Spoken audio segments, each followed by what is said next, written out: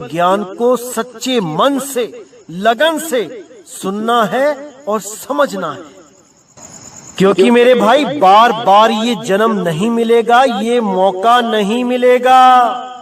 अगर ये मौका तुमने गवा दिया तो मेरे भाई 1,84 जून सामने खड़ी है।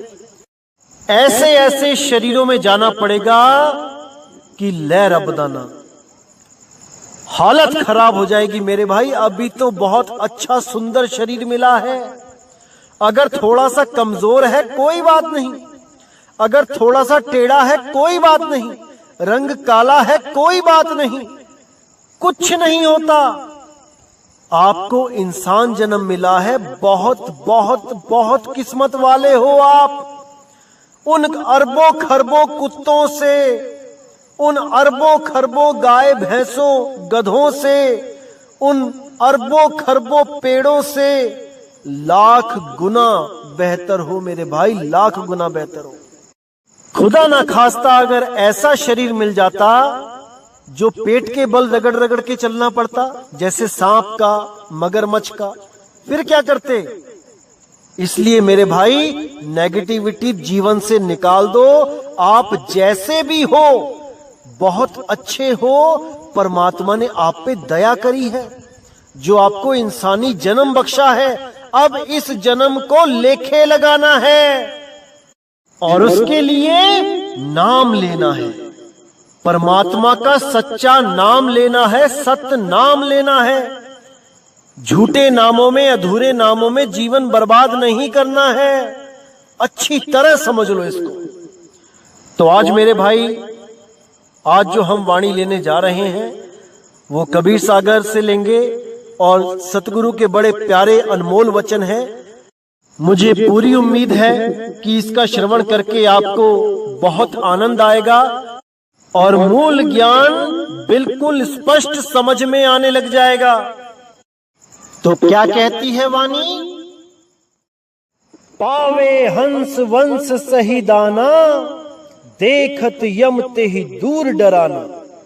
शब्द पाए कैसे कै जानब, पुरुष नाम वंश ही गही आनब। तो साहिब यहां समझा रहे हैं कि जो हमारे वंश में नाम लेगा, वंश मतलब ये नहीं कि कोई गुरु बच्चे पैदा कर रहा है तो वो उसका वंश है। कबीर साहब का वंश केवल गुरु और शिष्य की परंपरा होता है। गुरु का वंश उसका शिष्य होता है, ना कि गुरु के बिंद से पैदा हुआ कोई लड़का बच्चा उसका वंश होता है। अरे जो साधु भोग में पड़ जाए वो तो साधु होता ही नहीं, वो तो गुरु होता ही नहीं। तो यहां उन वंश के लिए बोला गया है जो कबीर साहब के नाद वंश हैं, यानी जो सत्संग के माध्यम से साधु होते हैं, शिष्य होते हैं। ये उस वंश की बात चल रही है। पावे हंस वंश सही दाना, देखत यम ते ही दूर डराना। जो हंस सच्चे वंश में, सच्चे पंथ में नाम ले लेते हैं और सिमरन करना स्टार्ट कर देते हैं, उनको देख के यम के दूत दूर ही खड़े रहते हैं। वो हाथ नहीं डाल सकते उस जीव पे, क्योंकि उस वंश पे कबीर साहब का पंजा होता है, कबीर साहब का हाथ होता है उस पंथ के सिर पे। जो भी सही मर्यादा में रह के भक्ति कर गया, ये काल उसका कुछ नहीं बिगाड़ सकता। तो आगे क्या कहते हैं? शब्द पाए कैसे कै जानब, पुरुष नाम वंश ही गही आनब। कि कैसे जानेगा ये जीव कि जहां पे मैंने नाम लिया है, जैसे कई और भी पंथ चल रहे हैं, कई वंश चल रहे हैं जो अपने आप को कबीर साहिब का ही असली पंथ बताते हैं, असली वंश बताते हैं। तो कई झूठे अधूरे पंथ भी चल रहे हैं। तो जब वहां पे भी नाम ले लेगा ये जीव, तो कैसे पहचानेगा कि मैं सच्चे पंथ में गया हूं कि झूठे पंथ में, कि वहां पुरुष का नाम है भी कि नहीं। पुरुष यानी परमात्मा, क्योंकि कई पंथ ऐसे भी हैं, कई लोग ऐसे भी हैं इस दुनिया में जो आपको कहेंगे कि परमात्मा का नाम लेने के लिए तो बोला ही नहीं कबीर साहब ने। कबीर साहब तो कहते हैं कि तुम्हारा निज नाम सोहंग है, क्योंकि तुम जीव हो और जीव सोहंग होता है, तो तुम सोहंग सोहंग जपो। ऐसा मूर्ख बना देते हैं ये लोग कि क्या बताऊं मैं। तो ऐसे लोगों से मेरे भाई सावधान रहें। ये जितने भी सोहंग वाले हैं ये सब के सब काल के धूत हैं। तो देखिए यहां क्या बोलते हैं साहिब कि शब्द पाए कैसे कै जानब, पुरुष नाम वंश ही गही आनब। कि नाम लेने के बाद कैसे पता चलेगा कि इस वंश में पुरुष का नाम है, यानी परमात्मा का नाम है। यहां जीव का नाम नहीं बोला साहिब ने कि जीव का नाम जपना है, यहां पुरुष का नाम बोला, पुरुष परमात्मा का। तो क्या कहते हैं, शब्द केर पारख इमि करई, बीरा हंस पाए निस्तरही। कि अगर नाम ले भी लिया तो कोई बात नहीं, शब्द की पारख इस तरह करो। शब्द केर पारख इमि करई, ऐसे करो कि बीरा हंस पाए निस्तरही। बीरा यानी वो विवेकी हंस निस्तरण हो जाए, उसका वो बच जाए। कैसे बचेगा, वीर हंस जाते तर जाई, सोई नाम हंस लव लाई। कि विवेकी हंस जिस नाम से तर जाएंगे उस नाम को लव लगाओ, उस नाम से लव लगाओ। और वो कौन सा नाम है, नी अक्षर वाकी है बाटा, बिना वंश नहीं पावे है घाटा। कि वो नाम नी अक्षर है भाई, वो अक्षरों में नहीं है। उसकी यही पहचान है कि वो जाप, अजपा और अनहद, इन तीनों से न्यारा है, सार शब्द है। कुछ लोग तो आपको ऐसा भी बोलेंगे कि कहां भागते रहते हो सार शब्द के पीछे, सार शब्द नाम की कोई चीज नहीं होती, सार शब्द कहीं कोई नहीं दे सकता, कुछ होता ही नहीं है सार शब्द। कई तो ऐसा भ्रमित करने में भी लग जाते हैं। लेकिन मेरे भाई उनकी तरफ बिल्कुल ध्यान मत देना। परमात्मा का एक ही नाम है और वो सार शब्द है। उसके बिना जितने भी नाम हैं वो सब काल का जाल है। तो कहते हैं नी अक्षर वाकी है बाटा, बिना वंश नहीं पावे है घाटा। कि बिना सच्चे वंश के वो घाट नहीं मिलेगा तुम्हें जिस घाट में परमात्मा बसता है, जिस घाट में परमात्मा का वास है। वो घाट आपको कहीं नहीं मिल सकता जब तक वो पंथ सच्चा ना हो, स्वयं सतगुरु कबीर साहब के द्वारा ना चलाया गया हो, तब तक आपको वो घाट नहीं मिल सकता। तो आगे कहते हैं अक्षर है बहुत अनंता, नी अक्षर तुम खोजो संता। अक्षर उभय काम नहीं सरई, गहनी तत्व वंश चित धरई। यानी कि अक्षर तो बहुत हैं, अनंत हैं। उन्हीं अक्षरों को जोड़ जोड़ के अनंत नाम बना दिए गए हैं हर धर्म में, और उन्हीं नामों को जप जप के ये जीवन बर्बाद हो रहा है। इसीलिए साहिब ने बोला कोटि नाम संसार में इनसे मुक्ति न होई, गुप्त नाम सतपुरुष का पावे बिरला कोई। तो साफ बोल दिया साहिब ने कि अक्षर है बहुत अनंता, नी अक्षर तुम खोजो संता। कि अक्षर बहुत सारे हैं भाई, अनंत नाम है, लेकिन तुम उस नी अक्षर को खोज लो। किस नी अक्षर को? उस सार नाम को, जिसके लिए साहिब ने बोला सत्य नाम है सार, बूझो संत विवेक करी, उतरो भव जल पार, सतगुरु का उपदेश यही। कि वो सत्य नाम ही सार है, बाकी सब नाम असत्य है, असत्य है, क्योंकि वो सब भाषा का विषय है, बोली का विषय है, अक्षरों का विषय है, नी अक्षर का विषय नहीं है। तो कहते हैं अक्षर उभय काम नहीं सरई, गहनी तत्व वंश चित धरई। यानी इन अक्षरों के जाप से तुम्हारा काम नहीं सरने वाला, तुम्हें बंधन में आना ही पड़ेगा। इसलिए गह निहि तत्व, उस नी अक्षर, उस निहि तत्व, उसको धारण करो और अपना चित्त उस वंश की सेवा में धर दो। सारा जीवन उस वंश की सेवा में लगा दो जहां सतगुरु ने अपना असली नाम बख्श रखा है, जहां पर वो सार नाम बख्शा हुआ है। और कहीं जाने की जरूरत नहीं पड़ेगी मेरे भाई, केवल और केवल सतगुरु शरण में आ जाओ और अपना कल्याण करवाओ। कहीं तीर्थ व्रत पूजा नित्य-नेम करने की जरूरत नहीं पड़ेगी, कोई मंत्र तंत्र उच्चारण करने की जरूरत नहीं पड़ेगी, कोई धूप अगरबत्ती दिया अगरबत्ती दीप जलाने की, फोटो पूजने की, पत्थर पूजने की, मूर्तियां पूजने की जरूरत नहीं पड़ेगी। केवल और केवल नी अक्षर में अपनी सुरती को संभाल लो, केवल उस नी अक्षर में समा जाओ, काम बन जाएगा मेरे भाई। तो आगे कहते हैं यह अक्षर साधु जिन जाना, सो साधु चित हमरे मन माना। और शब्द बहु गहे बनाई, सो साधु चित नहीं समाई।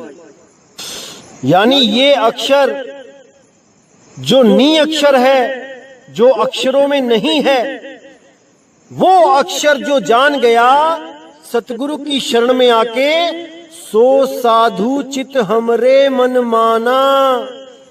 सो समझ लो कि वो साधु मेरे मन को बहुत प्रिय है, मुझे बहुत प्रिय है। और शब्द बहु गहे बनाई, सो साधु चित नहीं समाई।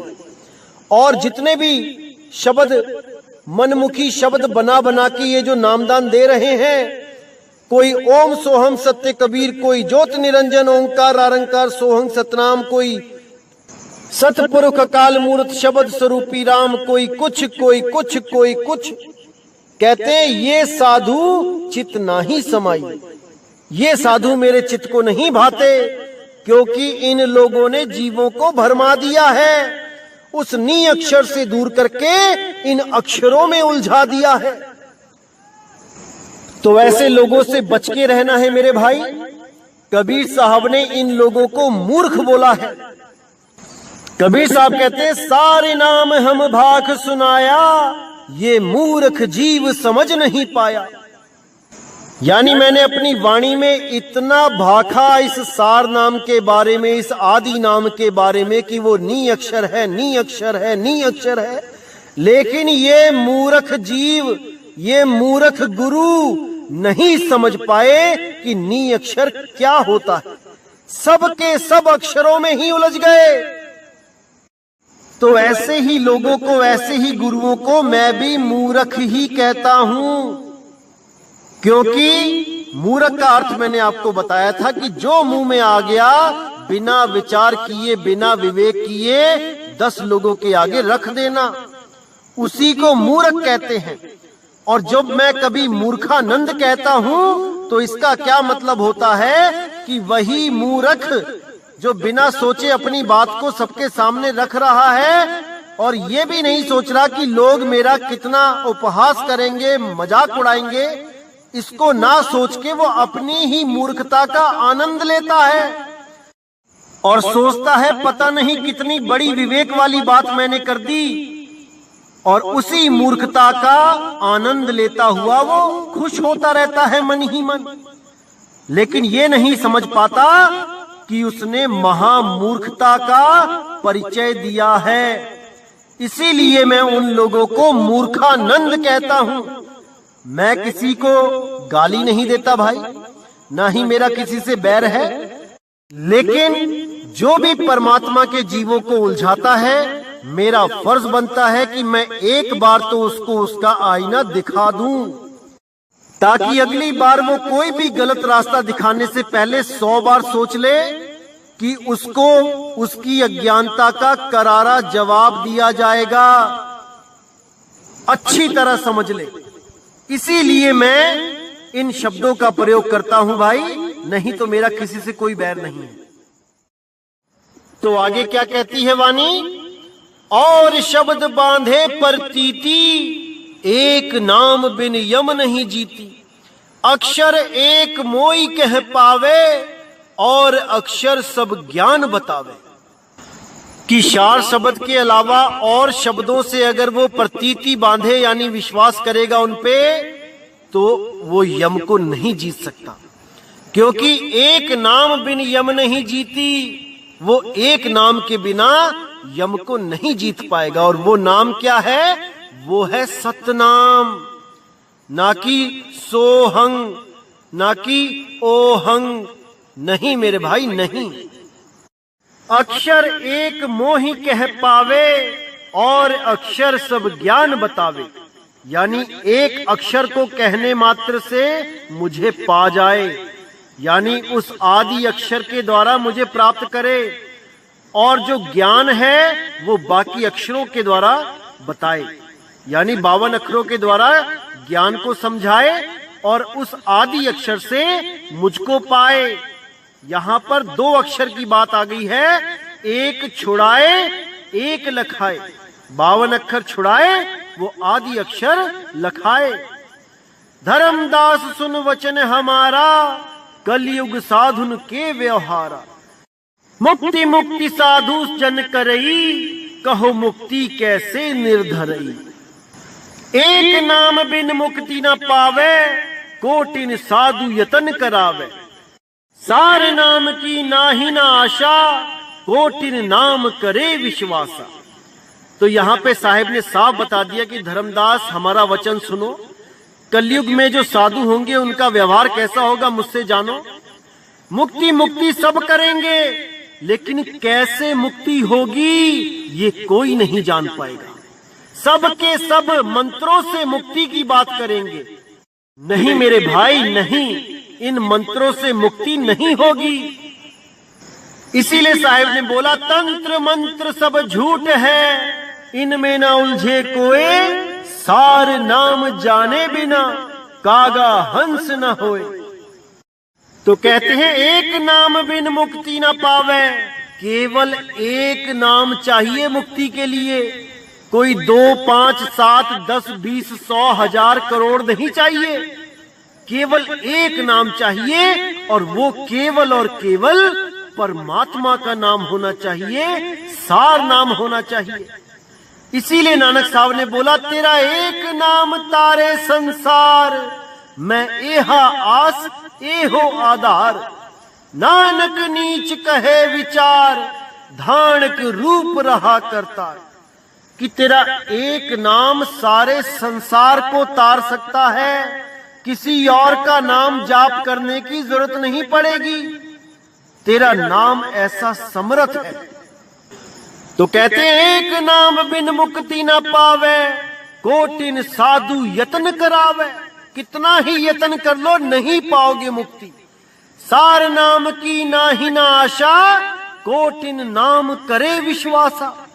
कि सार नाम की आस नहीं लगाई और करोड़ों नाम पे विश्वास करके बैठ गया। आज इन महंतों से पूछो, इन गुरुओं से पूछो कि सार नाम क्या है, तो कहेंगे सार नाम निर्णय का नामा। यानी जितने ये दोहे हैं इसका जो अर्थ कर दिया जाता है वही सार नाम है। ऐसा मूर्ख बनाते हैं ये लोग कि लै रब्बना। तो मेरे भाई इन लोगों से बच के रहना है। जो भी गुरु ऐसा कह दे कि कबीर साहब ने असार बोला ही कहां, सारी वाणी ही सार है, तो समझ जाना उसके पास थोथा ज्ञान है, थोथा। क्योंकि सार नाम 52 अक्षरों में नहीं आता मेरे भाई, वो नी अक्षर नाम है, वो आदि नाम है, वो अबोल वो अडोल नाम है। तो आगे क्या कहते हैं? दया धर्म औरन बतलावे, आपन साधु देख छिपावे। साधु द्वारे ते फिर जाई, साधु रहन नहीं चितियाई। अब देखिए कितनी सुंदर वाणी बोली यहां साहिब ने कि ऐसे ऐसे साधु आएंगे जो दूसरों को तो कहेंगे कि साधु संतों की सेवा करो, यानी हमारी सेवा करो, और दूसरे साधु संतों के पास जाने को भी मना कर देंगे। कहेंगे कि आपने अगर किसी और संत महात्मा का सत्संग सुन लिया तो आपका नाम खंड हो जाएगा। अरे मेरे भाई, मुझे एक बात बताओ, जब दूसरे पंथों के लोग आपके गुरु का सत्संग सुनते हैं तब तो आप बहुत खुश होते हो, और जब आपके पंथ का कोई बंदा दूसरों के सत्संग सुनने लग जाए तो आपको पिस्सू पड़ जाते हैं। ऐसा क्यों भाई? आपका पंथ छोड़ के कोई चला जाए तो वो गुरुद्रोही हो जाता है, दूसरे पंथ छोड़ के कोई आपके पास आ जाए तो वो पुण्यकर्मी प्राणी हो जाता है। ऐसा क्यों भाई? तो अपनी ऐसी ही बातों की वजह से ये लोग काल के दूत कबीर साहिब के द्वारा एक्सपोज किए जा रहे हैं। तो साहिब क्या कहते हैं? दया धर्म औरन बतलावे, आपन साधु देख छिपावे। साधु द्वारे ते फिर जाई, साधु रहन नहीं चितियाई। साधु ते साहिब पहचानी, अगम पंथ वह साधु बखानी। यानी साधु द्वार से भी निकल जाएगा, फिर जाएगा, तब भी उसको कोई पूछेगा नहीं। तो साहिब कहते हैं साधु ते साहिब पहचानी, कि अगर साहिब की पहचान करनी है तो केवल साधु ही करवा सकता है भाई। साधु ते साहिब पहचानी, अगम पंथ वही साधु बखानी। वो साधु अगम पंथ बता सकता है, जिसको तुम सुनना नहीं चाहते हो, जिसके सत्संग को तुम सोचते हो सुन लिया तो नाम खंड हो जाएगा, वो अगम पंथ बता सकता है तुमको। लेकिन तुमको ऐसा डरावा दिया गया है कि उस डरावे में आपका अनमोल जन्म बर्बाद हो जाएगा, बर्बाद हो जाएगा। इसलिए इस डरावे से बाहर आओ और सब के सब किसी भी महात्मा का सत्संग हो जरूर सुनो। पता नहीं किस महात्मा के मुख से आपको वो परमात्मा का सार संदेश मिल जाए। इसीलिए वाणी में बोला, कोई आण मिलावे मेरा प्रीतम प्यारा, हूं तिस पे आप बेचाई। यानी कोई तो मुझे उस मालिक का भेद बता दे, कैसे मुझे उस मालिक से मेरा मिलन होगा मुझे बता दे, कोई भी बता दे। मैं अपना एक एक अंग उसके नाम पे बेच दूंगा।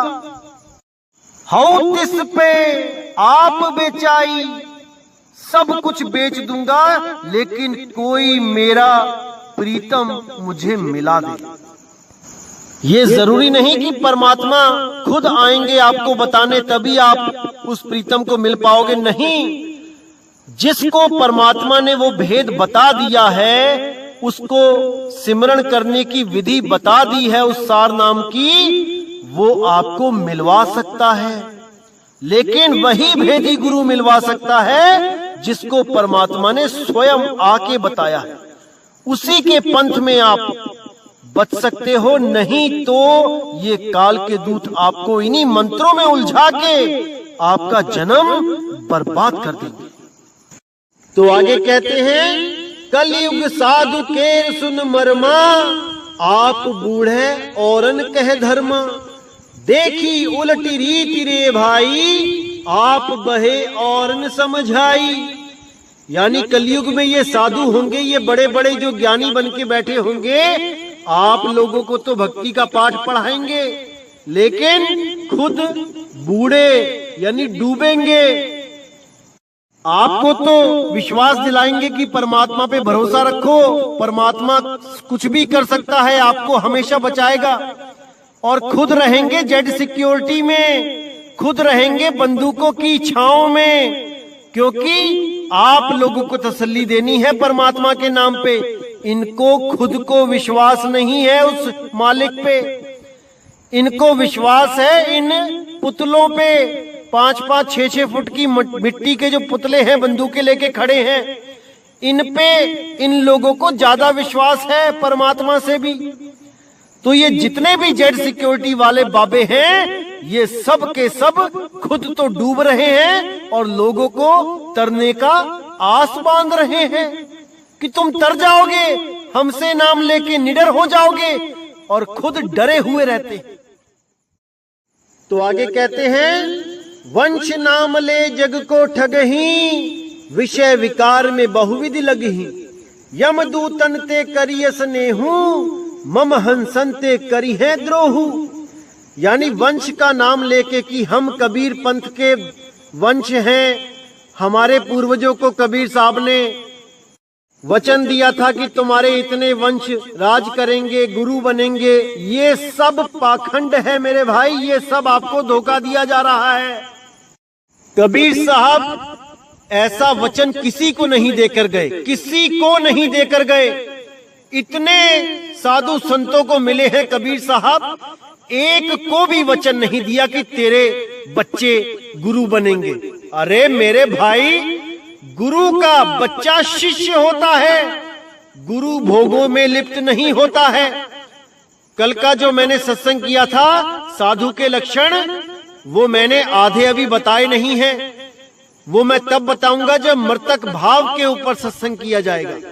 तब इन गुरुओं की सारी पोल खुलेगी कि कैसे ये लोग साधु बने हुए हैं, भोगों में लिप्त हैं, बच्चे भी पैदा कर रहे हैं और गुरु भी कहा रहे हैं। तो क्या कहते हैं साहिब, वंश नाम ले जग को ठगही, विषय विकार में बहुविध लगही, यमदूतन ते करिय स्नेहू, मम हंसन ते करी है द्रोहू। कि ये वंश का नाम लेके जग को ठगेंगे और दुनिया भर के विषय विकारों में, काम क्रोध में उलझे रहेंगे।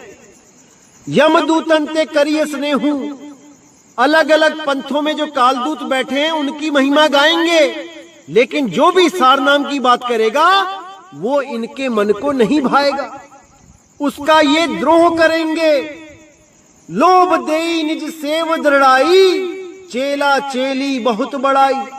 लोभ दे दे के लोगों से अपनी सेवा करवाएंगे, कहेंगे कि तुम्हारा टीबी ठीक हो जाएगा, तुम्हारा कैंसर ठीक हो जाएगा, तुम्हें ये ठीक हो जाएगा, वो ठीक हो जाएगा, हमारी सेवा करो, पाठ करवाओ, 15,000 का, 21,000 का, 50,000 का, 80,000 का। ऐसा मूर्ख बना दिया इन लोगों ने कि लय रबदाना। तो कहते हैं, यमदूतन ते करिय स्नेहू, मम हंसन ते करी है द्रोहू। द्रोह करन बहु युक्ति उपई है, बहुत युक्ति करेंगे द्रोह करने के लिए, लेकिन दाव नहीं लगेगा। लहे ना दाव बहुत पछतई है, बहुत कोशिश करेंगे जीवों को दोबारा भ्रम में डालने की। जो हमारे सत्संग को सुन लेता है उनको दोबारा भ्रम डालने के लिए दुनिया भर के YouTube चैनल बना के आएंगे ये लोग, हमारे खिलाफ बोलेंगे और दूसरे कालदूतों की महिमा भी गाएंगे कि वो भाई सही कहता है, दूसरा भी सही लगता है, लेकिन ये नितिन दास ये जहर लगता है। क्योंकि इन सब की दुकानें नितिन दास की वजह से टूट रही हैं, इसलिए मैं इनको कड़वा जहर लगता हूं। 2020 आने दो मेरे भाइयों, गली गली में मेरे खिलाफ YouTube चैनल बनेंगे, देखते जाना। तो क्या कहते हैं, द्रोह करन बहु युक्ति उपई है, लहे ना दाव बहुत पछतई है। लोभ देई निज सेव दृढ़ई है, चेला चेली बहुत बड़ई है। पुनितिन संग कुकर्म सु करी है, करी कुकर्म नरक में परी है। बहुत से चेला चेली बना के उनके साथ कुकर्म तक करेंगे ये लोग, उसके बाद नरक यानी जेलों में जाएंगे। पुनितिन संग कुकर्म सु करी है, करी कुकर्म नरक में परी है। जो कोई हंस शब्द मम गही है, तिनको देखत मन ही जरी है। जो कोई मेरा निज नाम निहि अक्षर नाम इसकी महिमा गाएगा, उसको देख के ये मन ही मन जलेंगे। साधु महंत बहु भेषाधारी, करी है ठगी होए मिथ्याचारी। तो ऐसे साधु संत बहुत मिलेंगे, वेश धारण करने वाले बहुत मिलेंगे, लेकिन मिथ्याचारी होंगे ये लोग। और जो भी परमात्मा के सच्चे नाम उस सार शब्द की महिमा गाएगा, ये सब उससे राड़ बढ़ाएंगे, झगड़ा ठानेंगे। इसीलिए साहेब ने बोला, जो कोई मम शब्द प्रगटे हैं, तीन संग सो रार बड़े हैं। अस साधु महंतन की करनी, के तक सुनाऊं तो ही वर्णी। कि मैं तुझे क्या बताऊं धर्मदास, जो भी मेरे सार शब्द की महिमा गाएगा, ये सब उससे रार बढ़ाएंगे, उसको नीचा दिखाने की कोशिश करेंगे, उसको झूठा बताने की कोशिश करेंगे, उससे झगड़ा ठानेंगे, गालियां तक देंगे। लेकिन जो सच्चा हंस होगा, वो मेरे इस प्रचारक की, मेरे शब्द की महिमा गाने वाले की बात को अच्छी तरह समझेगा और सत्य का साथ देगा, असत्य को त्यागेगा, तभी मैं उसको इस भवजल से पार कर पाऊंगा। अगर वो पक्षपात कर लेगा और मेरी वाणी को नहीं समझेगा, तो मैं चाहकर भी उसको पार नहीं कर सकता। तो धर्मदास, ऐसा समय आएगा जब घर घर में सतनाम का डंका बजेगा। वो समय अब आ चुका है, वो समय अब आ चुका है मेरे भाई। अब विवेक बढ़ा लो और इस जन्म मरण से हमेशा के लिए मुक्ति पालो। अगर अभी भी नहीं समझे तो मेरे भाई कभी नहीं समझोगे, कभी नहीं।